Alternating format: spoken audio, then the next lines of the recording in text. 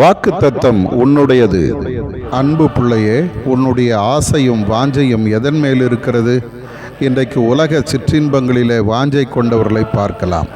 உலகத்தில் மாயையை பற்றி கொண்டு வாழுகிறவர்களை பார்க்கலாம். பொழுதுபோக்கை சார்ந்து நிற்கிற மனிதர்களை பார்க்கலாம்.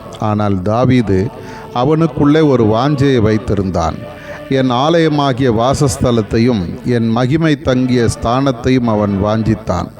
1000 நாள் ஆகாமிய கூடாரங்களில் இருப்பதை பார்க்கிலும் உம்முடைய ஆலயத்தின் பிரகாரத்தில் தங்குகிற ஒரு நாள் நல்லது என்று ஆலயத்தின் மேல் அவன் வாஞ்சையாயிருந்தான். ஆதலால் நான் அவனை ஆசீர்வதித்து என்னுடைய பாதுகாப்பில் அவனை வைத்து அவனை நான் உயர்த்தினேன்.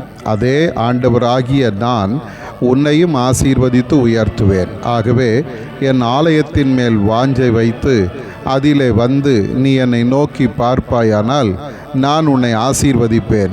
உன்னுடைய வாழ்வில் நன்மைகளை காண்பாய். பயப்படாதே, நானே உன்னை ஆசீர்வதிக்கிற கர்த்தர்.